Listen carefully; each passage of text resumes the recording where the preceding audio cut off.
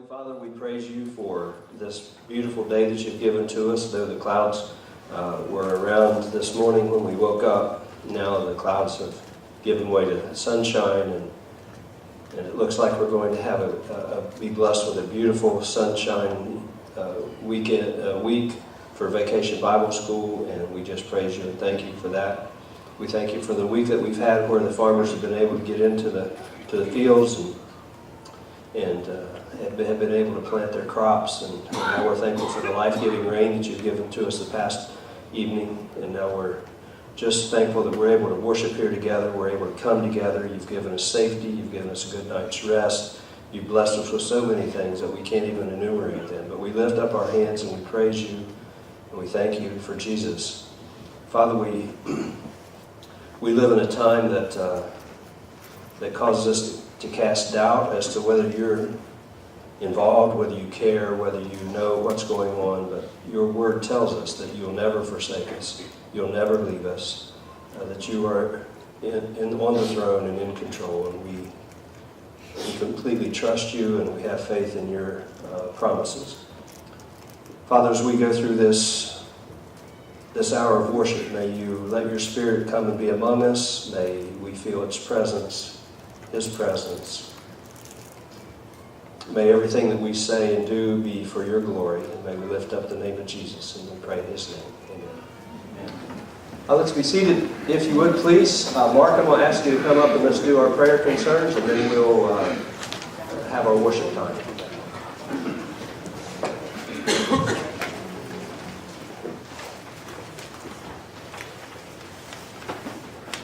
I have a thank you card to start out with. It's from Donnie Pearson. He wants to thank all the ladies who helped with the quilt. It's beautiful. They took it home and put it on their bed just in time for the 90-degree weather this week. So the decoration was more important than the warmth there. A couple people on the prayer request.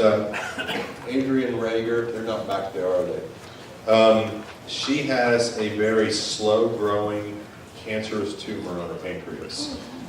She's going to meet with the doctor tomorrow, and they're going to determine what path that they're going to go forward with. It will have to be removed, but as we said, it's a very slow-growing cancer tumor on her pancreas.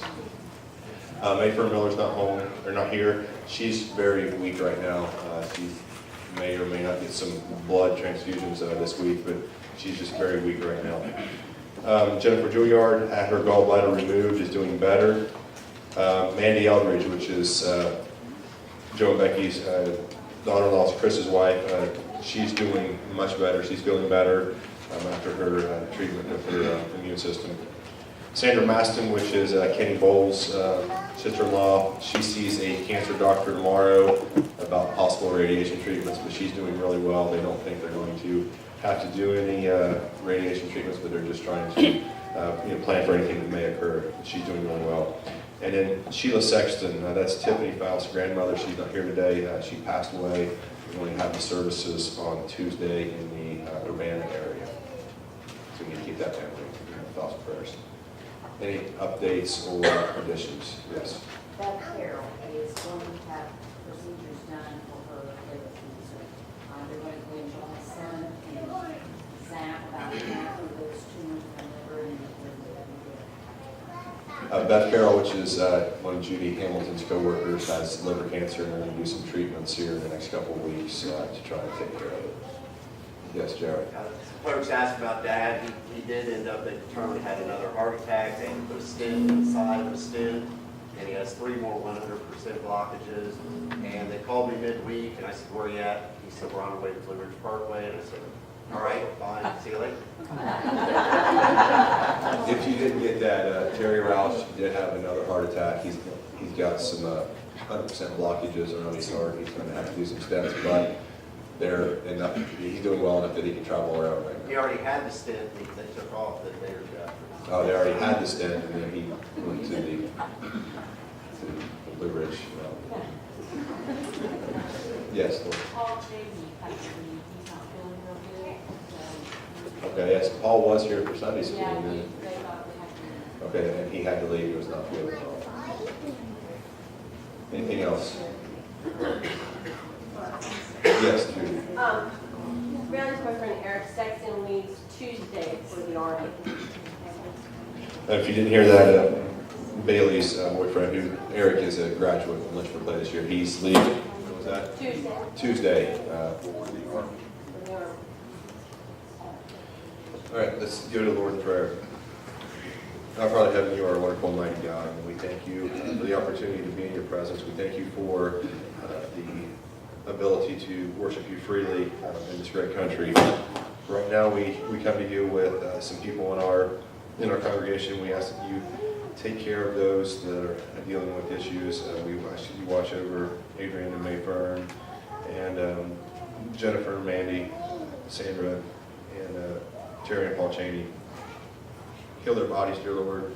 Grant them relief from their pain. We ask that you watch over the Sexton family with the loss of Sheila. Just guide them, comfort them, dear Lord. Let them know that this congregation is here to help them, and we know that your love is more powerful than anything. We ask that you watch over this week of VBS. Please be with the teachers, the helpers, and the students. Please open their hearts and minds and allow them to seed to be planted this week so that they grow and be nourished by you. In Jesus' name we pray. Amen.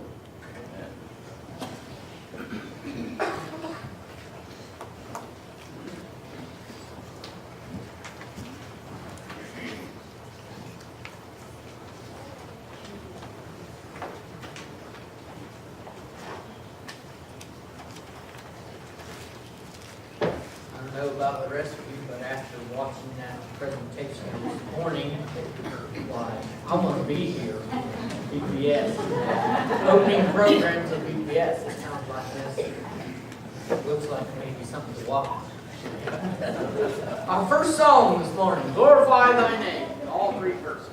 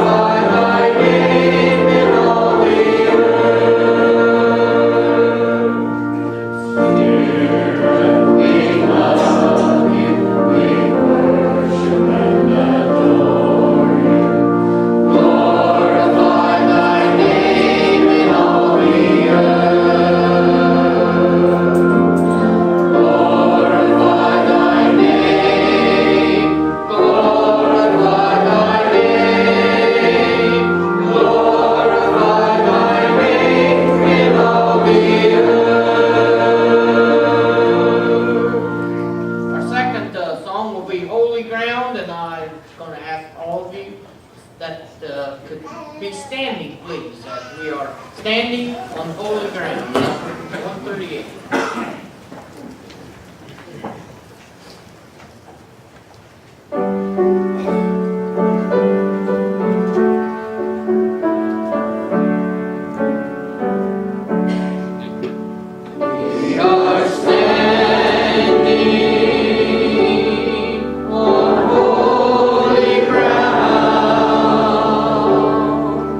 And I know that there are angels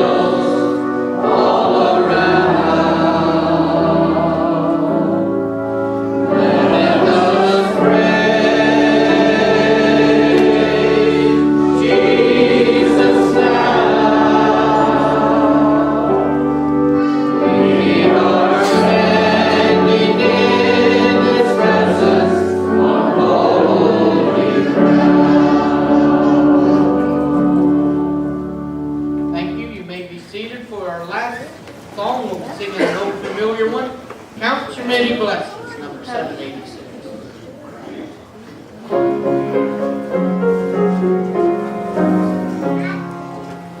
In a one like billows, you are tempest tossed.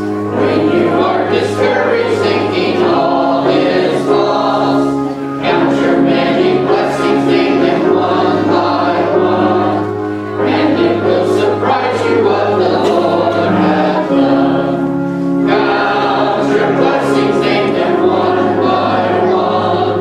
Count your blessings, see what God hath done. Count your blessings, name them one by one. Count your many blessings, see what God hath done. Are you ever burdened with a load of care? Does the crossing heavy you are called to bear? Count your many blessings, every doubt will fly, and you will be singing as the days go by. Count your blessings, name them one by one. Count your blessings, see what God hath done. Count your blessings, name them one by one. Count your many blessings, see what God hath done. When you look at others with their lands and gold, think that Christ has promised you his wealth untold. Count your many blessings, money cannot buy your reward in heaven nor your home on high. Count your blessings, name them one by one. Count your blessings, see what God has done. Count your blessings, name them one by one. Count your many blessings, see what God has done. So amid the conflict, whether great or small, do not be discouraged, God is over all. Count your many blessings, angels will attend, help and comfort give you to your journey's end. Count your blessings, name them one by one. Count your blessings, see what God hath done. Count your blessings, name them one by one. Count your many blessings, see what God hath done. Those going to junior church can do so at this time. Daryl?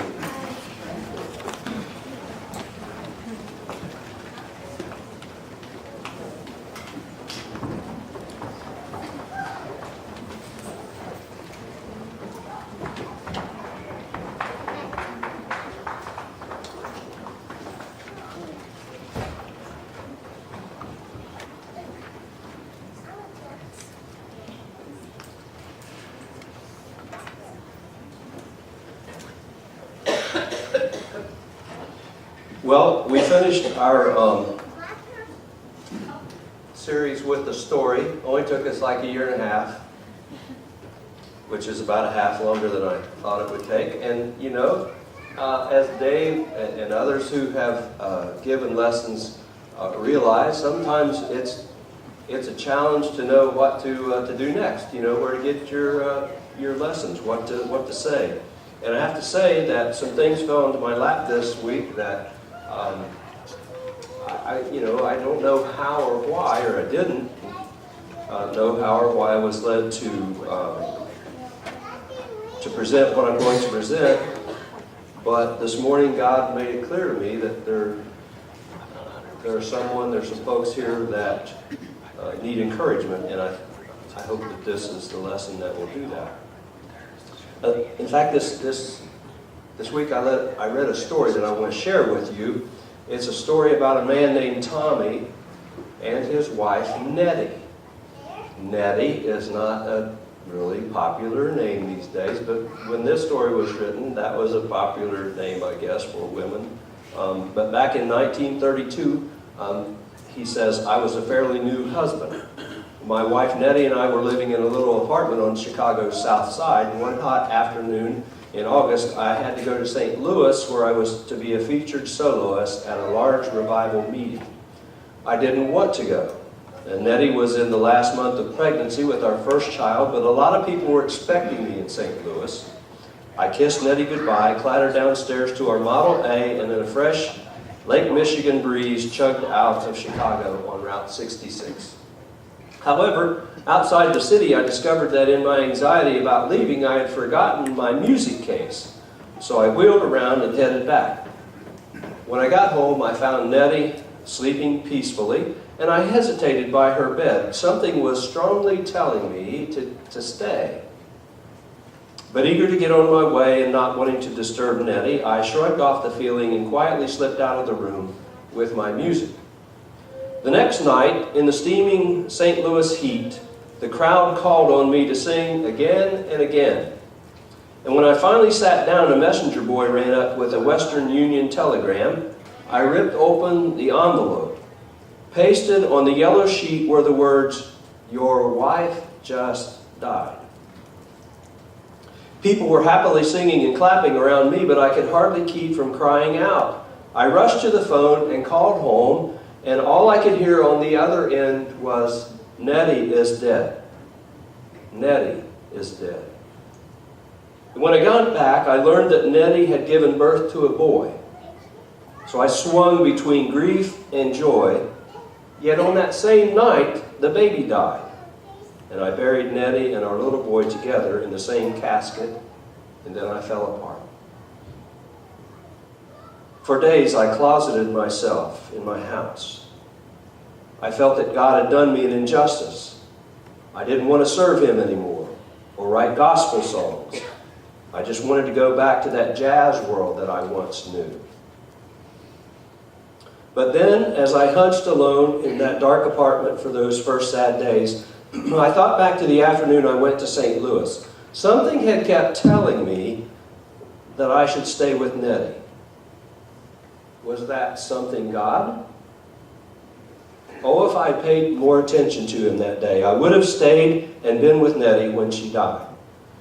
And from that moment on, I vowed to listen more closely to Him. But still, I was lost in grief. Everyone was kind to me, especially one friend. The following Saturday evening, he took me up to Maloney's Poro College, a neighborhood music school. It was quiet. The late evening sun crept through the curtained windows. And I sat down at the piano, and my hands began to browse over the keys. And something happened to me then. I felt at peace. I felt as though I could reach out and touch God, and I found myself playing a melody. Once in my head, the words just seemed to fall into place. Precious Lord, take my hand. Lead me on. Let me stand. I'm tired. I'm weak. I'm worn. Through the storm, through the night, lead me on to the light. Take my hand, precious Lord. Lead me home. The Lord gave me these words and melody, and He also healed my spirit. I learned that when we are in our deepest grief, when we feel farthest from God, this is when He's the closest, and when we are the most open to His restoring power. And so I go on living for God willingly and joyfully until that day comes when He will take me and gently lead me home. And that story was written by Tommy Dorsey. Now, if you're my age, you might remember who Tommy Dorsey is. If you're below that, you probably don't have a clue. How many of you know who Tommy Dorsey is? Yeah, I can tell. Tommy Dorsey was a big band leader in the 1930s and 40s. I did not know that he was a gospel writer, that he wrote gospel songs. But if you turn to Precious Lord, Take My Hand in our songbook, and you look down, Thomas A. Dorsey was the writer of that song. I would like for us to sing that song, but before we do, I would like for you to stand. I have a couple of verses that I want us to read together from Psalm chapter 28. verses 1 and 2. To you, Lord, I call. You are my rock.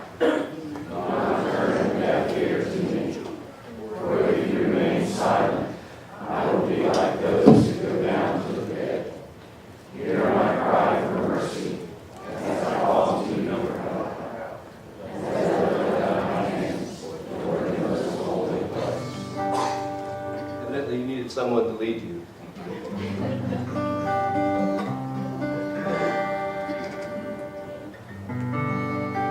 Precious Lord, take my hand, lead me on, let me stand. I am tired, I am weak, I am worn. Through the storm, through the night, lead me on to the light. Take my hand, precious Lord, lead me home. When my way grows drear, precious Lord, linger near. When my life is almost gone, hear my cry, hear my call. Hold my hand, lest I fall. Take my hand, precious Lord, lead me home. When the darkness appears and the light draws near, and the day is past and gone,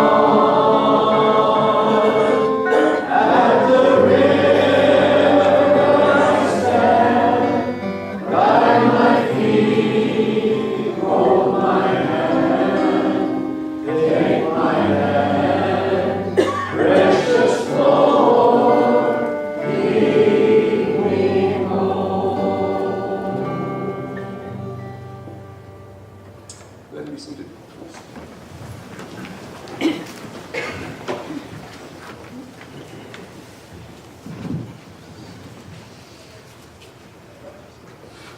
A young woman went to her mother and told her about her life and how things were so hard for her and how she was having a rough time.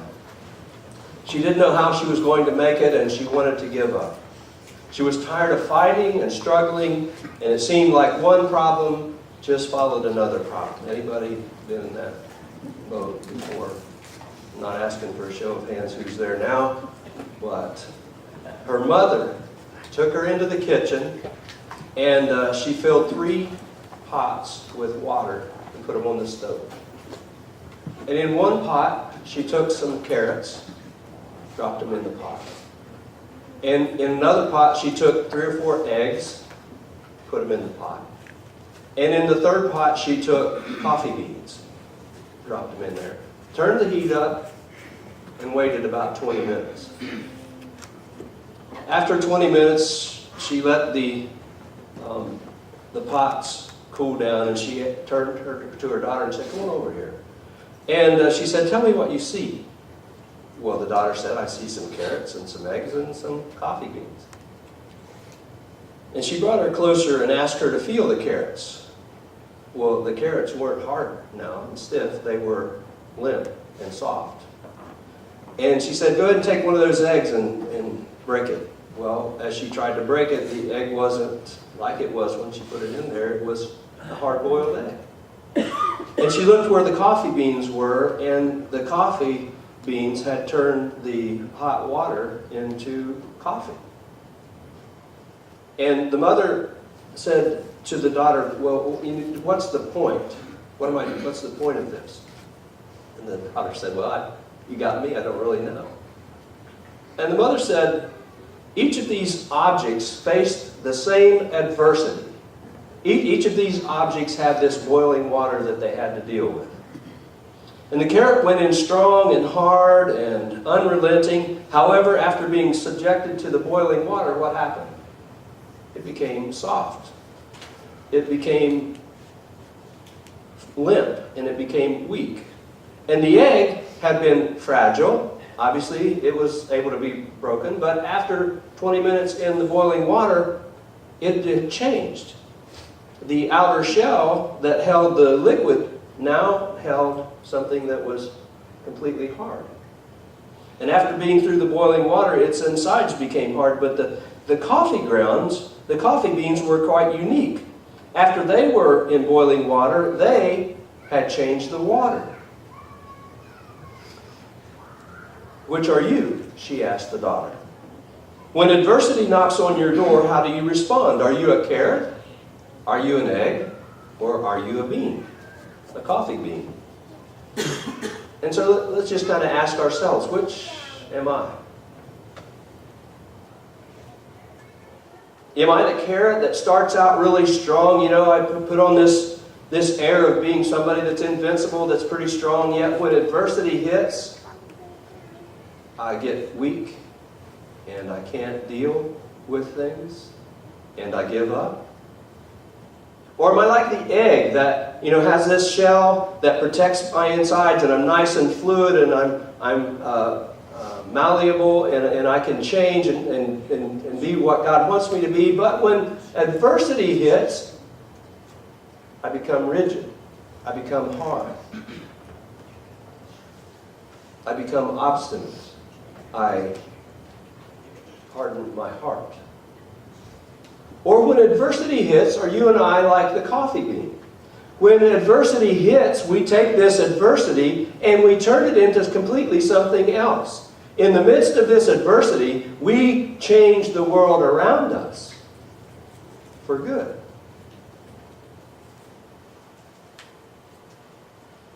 If you're like the bean, when things are at the worst, that's when you're at your best. When you're able to show God's love, and you're able to show that He is always with you, and that you don't fear the surroundings, you don't fear the adversity. When the hours of the darkest and the trials are at their greatest, do you elevate to another level? Are you a carrot, or an egg, or a coffee bean? Let's stand together. I want us to read a couple more passages of Scripture. This is from Psalm chapter 9, verses 7 through 10. "The Lord reigns forever. He has established His throne for judgment. He rules the world in righteousness and judges the peoples with equity. The Lord is a refuge for the oppressed, a stronghold in times of trouble. Those who know your name trust in you, for you, Lord, have never forsaken those who seek you." And now from Psalm 59. "But I will sing of your strength. In the morning I will sing of your love. For you are my fortress, my refuge in times of trouble. You are my strength. I sing praise to you. You, God, are my fortress, my God on whom I can rely." If you would be seated, please. I need a helper. Let's see. Blake, I need you to come and help. I hope you still remember what we prepared.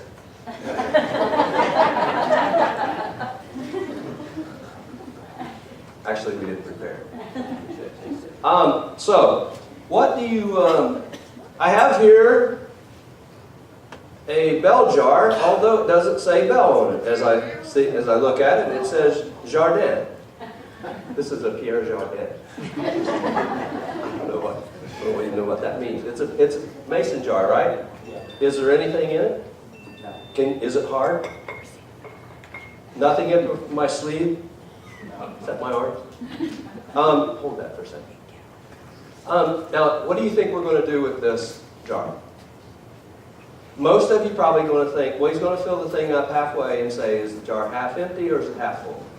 And that would be a good illustration. And that would certainly go with the lesson. But that's not what we're going to do. I have here, in this bag, what are these? Like, you understand? Ever lost any of these? You've never golfed then?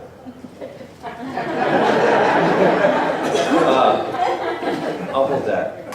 Fill this up. Let's fill it up with golf balls. Put as many in there as you think it'll hold. How's he doing so far?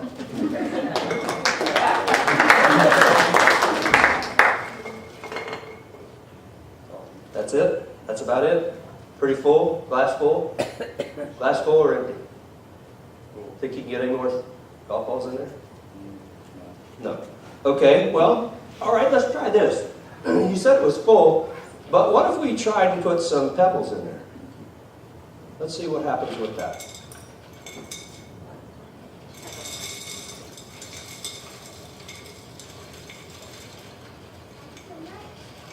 Go ahead and shake it a little bit. That's enough.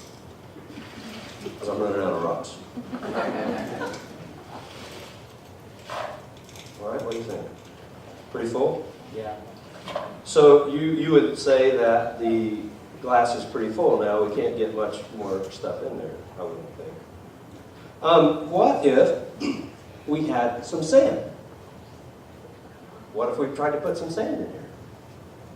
What do you think will happen? Yeah, probably will.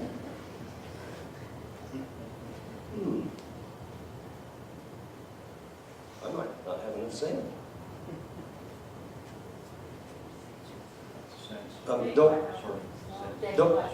Don't try this at home. We're trained professionals. Actually, you can try it at home. Whoops, shake it down a little bit. All right. So now what do you think? Pretty full, right? Not too many gaps in there. Looks like it's pretty good shape. Well, my friendly assistant, what if we took a glass of iced tea and poured it in here? It will probably make a mess. Yep.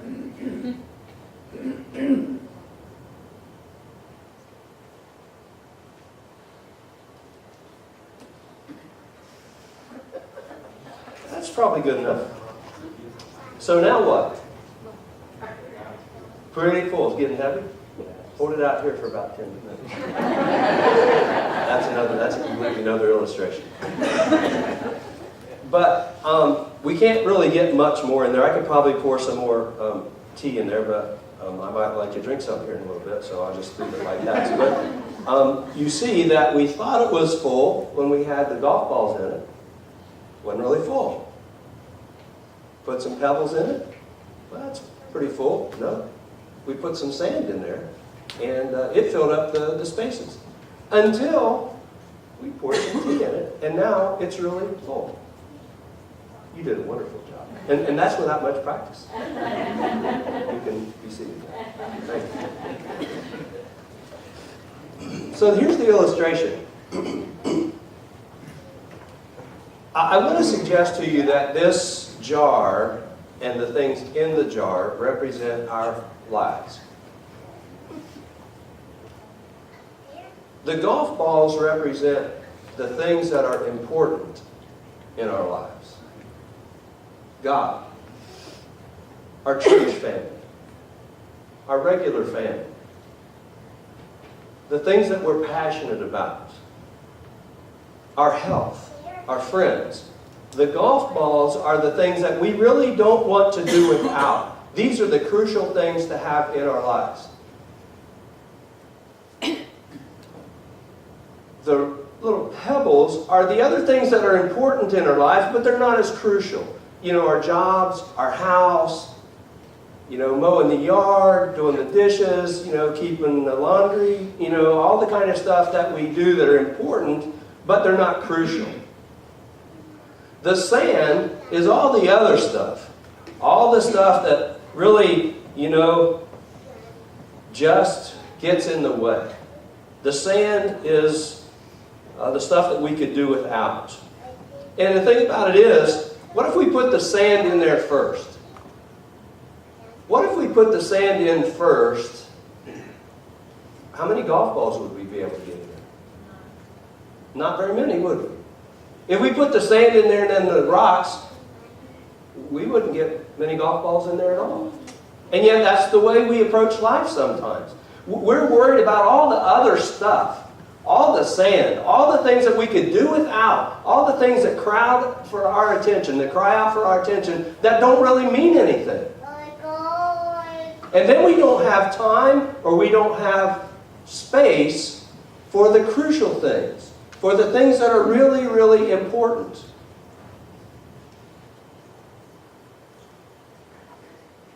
The things that are important are to honor and obey and worship God. To be active in your church life, in your local church. To enjoy time and build relationships with your family. To enjoy and develop relationship with friends. So, go have dinner with your spouse. Go watch the ball games with the kids. Go, like the song said, just go dance and just let it rip, and you don't care what anybody else thinks about what the things are important, about the golf balls in your life. Nurture those kinds of things. Develop those kinds of things, and don't worry about the sand. Oh, and what about the tea? The tea just says, man, sometimes just go out on the front porch and kick back with a glass of iced tea. I thought this was such a great illustration of how we should look at life. Because we get wrapped up, we stress about the things that are just sand. And yet we don't have time for the important things. The things that are really crucial. Excuse me. I've had this for a while. I need some tea. Now if I have to run and go to the bathroom real quick, I wish I hadn't had that. Jesus says in Matthew chapter 6, so do not worry saying, what shall we eat? Or what shall we drink? Or what shall we wear? For the pagans run after all these things, and your heavenly Father knows that you need them. But first, seek His kingdom and His righteousness, and all these things will be given to you as well.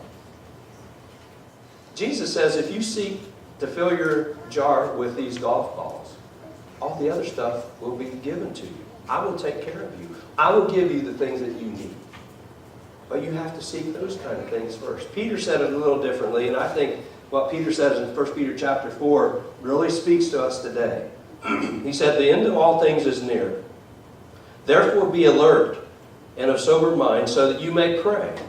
Above all, love each other deeply, because love covers over a multitude of sins. Offer hospitality to one another without grumbling. Each of you should use whatever gift you have received to do what? To serve others, as faithful stewards of God's grace in its various forms.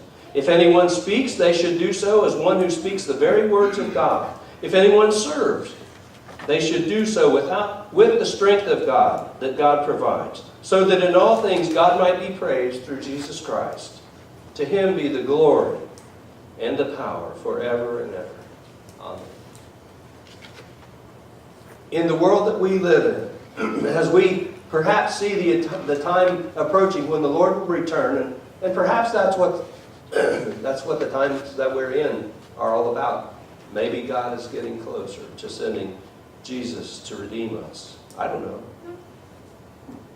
But if that's true, here are the important things. Here are what we should fill our jar up with. We should be serving each other.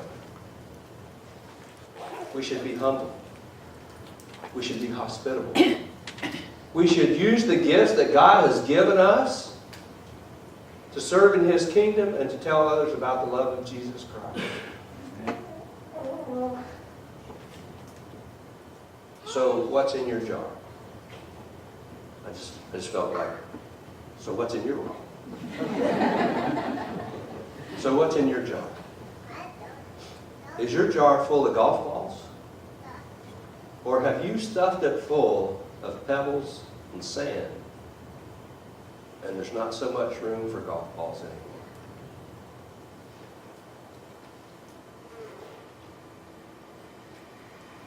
Is God one of your golf balls? Is loving and committing to Jesus one of your golf balls? If God has gotten crowded out of your jar, if you kind of said to him, I like having you around, but this other stuff has got my jar pretty full. I'll kind of get you involved in my jar when I have a chance, when I have some room. Maybe we need to reevaluate.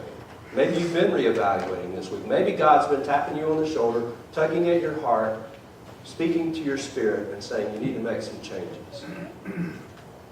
I would invite you to come to Jesus today and lay it all at his feet while we stand and sing.